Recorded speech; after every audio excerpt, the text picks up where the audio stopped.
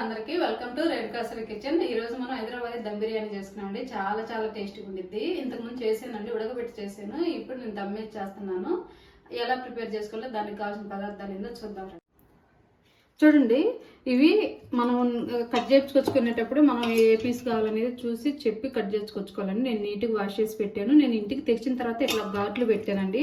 ఉప్పు కారం అంతా లోపలికి పట్టాలి కాబట్టి మసాలా అట్లా ఘాట్లు పెట్టాను. నేను ఇంకొకటి ఏంటంటే ఒక హాఫ్ అన్ అవర్ నేను ఫ్రిడ్జ్లో సాల్ట్ వాటర్లో పెట్టానండి. మనం దమ్ వేసుకుంటున్నాం కాబట్టి పీస్ మెత్తగా ఉండిద్ది. ఇది పక్కన పెట్టేసి ఏం కావాలో చూపిస్తాను. చూడండి, రైస్ తీసుకున్నానండి, బాస్మతి రైస్. మనకు కొంచెం పాత బియ్యం అయితే మనకి బిర్యానీ టేస్ట్ బాగుండిద్ది. నేను అల్లం చిన్నపాయ అవన్నీ మసాలా పెట్టి పెట్టుకున్నాను. ఫ్రైడ్ ఆనియన్స్ అండి, నేను ఫ్రై చేసి పెట్టాను. పెరుగండి ఒక హాఫ్ కప్ తీసుకున్నాను. ఆయిల్ అండి, నేను ఫ్రైడ్ ఆనియన్స్ అవి ఫ్రై చేశాను కాబట్టి ఆయిలే తీసుకున్నాను. నేను పుదీనా ఒక కప్పు తీసుకున్నాను. ఎక్కువ వేసుకుంటే టేస్ట్ బాగుండిద్ది. కొత్తిమీర అండి ఒక హాఫ్ కప్ తీసుకున్నాను. కారం అండి నేను ఒక 2 స్పూన్లు తీసుకున్నాను. బిర్యానీ మసాలా ఒక స్పూన్ తీసుకున్నాను. సాల్ట్ మనకు రుచికి తగినంత వేసుకోవాలి. కాజు తీసుకున్నాను. చికెన్ మసాలా పౌడర్ ఒక హాఫ్ స్పూన్ తీసుకున్నాను. కసూరి మేతి అండి ఇది. బిర్యానీ ఆకు చూడండి, చెక్క లవంగాలండి. ఎక్కువ నేను వేయను, ఇంతవరకు చాలు. లెమన్ ఇట్లా కలిపి పెట్టుకున్నాం కదా. చూడండి, అన్ని మసాలాస్ అన్ని కలిపి పెట్టినాక ఇప్పుడు ఒక హాఫ్ కప్పు పెరిగేసుకున్నాం. పెరిగేసుకున్నాక మొత్తం కలిసేటట్టు ముక్కకి ఇట్లా ముక్క కొట్టేటట్టు మసాలా కలుపుకోవాలి. మనం ఫ్రై చేసుకున్న ఆయిల్ ఉంది కదండి, ఆనియన్స్ ఫ్రై చేసుకున్న ఆయిలే పోసుకున్నాం. మొత్తం కలిపేసి ఒక్క పావు గంట, ఒక 20 నిమిషాలు ఇది ఎసురు పెట్టుకున్నాం కదండి. దమ్ము మనం నానుతుంది కదా చికెన్కి దమ్ వేసేదానికి మనం రైస్ ఉడకబెట్టుకోవాలి కాబట్టి నేను ఎసురు పెట్టేసాను. ఎసురు తెరుగుతున్నాయి కాబట్టి మనకు సరిపోయినంత సాల్ట్, రైస్కి సరిపోయినంత సాల్ట్ చూసుకొని వేసుకోండి. మనం ఇటు చికెన్లో వేసాం కాబట్టి. దానిలోనే కొంచెం పుదీనా,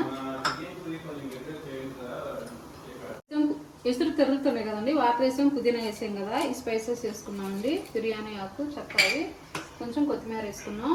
మనం రైస్ పొడి పొడిగా రావాలంటే కొంచెం ఆయిల్ వేసుకోవాలండి. కొంచెం ఆయిల్ వేస్తున్నాను.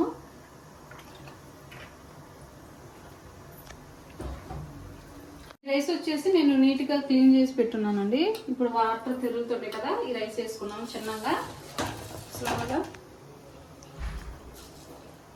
కడిగి పెట్టుకుని రైస్ వేసేసుకున్నాం.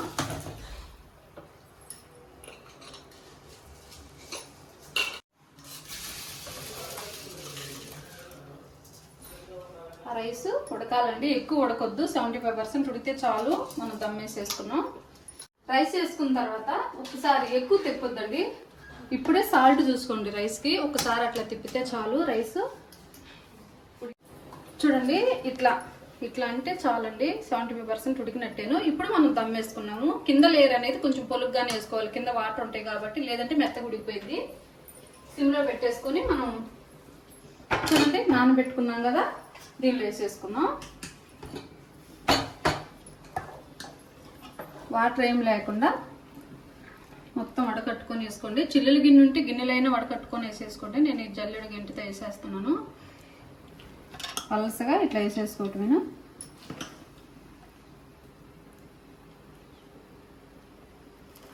మొత్తం ఇట్లా అనేసి వాటర్ ఏం లేకుండా వేసుకున్నాం.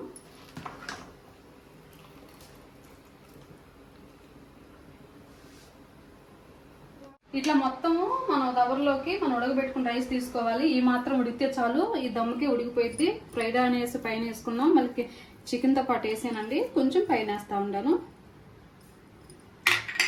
చూడండి, పుదీనా,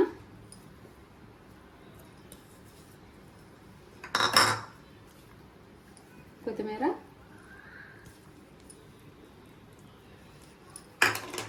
కాజు ఫ్రై చేసి పెట్టాను.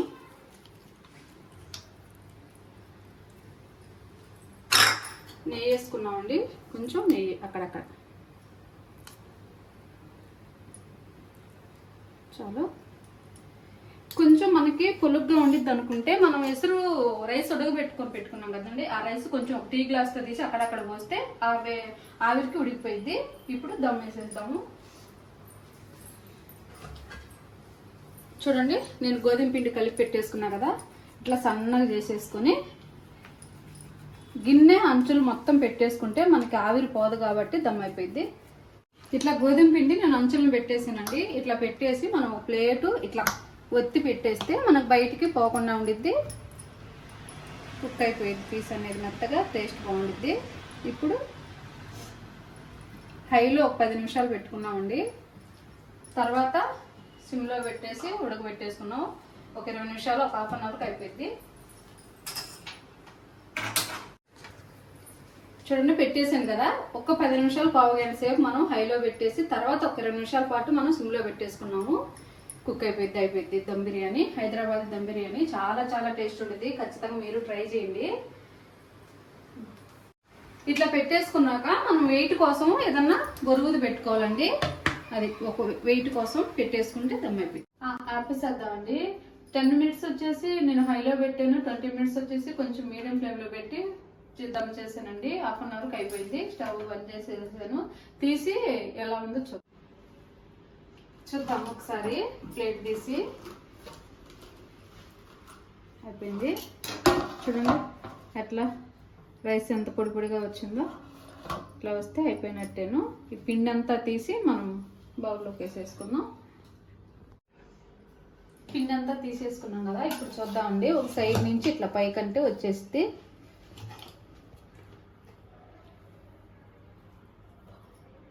ఇట్లా ఒక్కొక్కసారి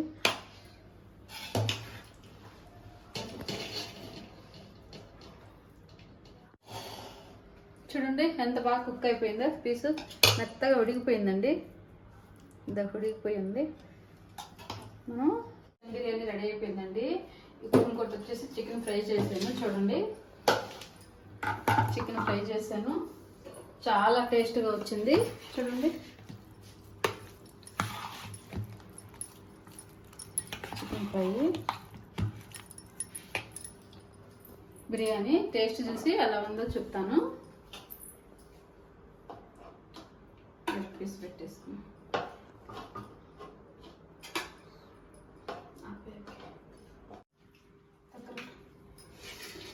ఫ్రై చేసుకున్నాము. చికెన్ ఫ్రై, ఆనియన్స్ 2 పెట్టుకున్నాము.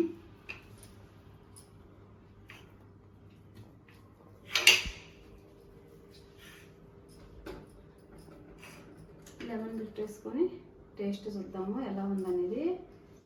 అయిపోయిందండి, చికెన్ దమ్ బిర్యానీ రెడీ అయిపోయింది. టేస్ట్ చూసి ఎలా ఉందో చెబుతాను. చాలా బాగా వచ్చింది. పొడి పొడిగా చూడండి, ఏ మెతుకు మెతుకు.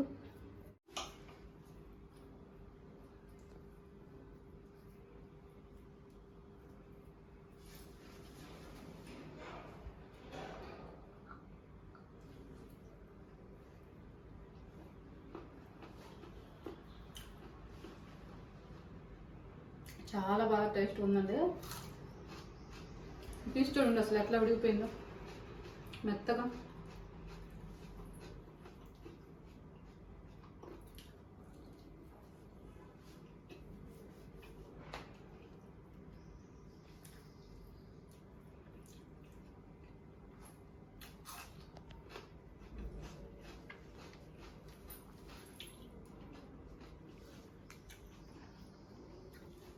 చాలా చాలా బాగా కుదిరింది. ఖచ్చితంగా మీకు నచ్చితే ట్రై చేయండి. ట్రై చేసి ఎలా వచ్చిందో కామెంట్ చేయండి.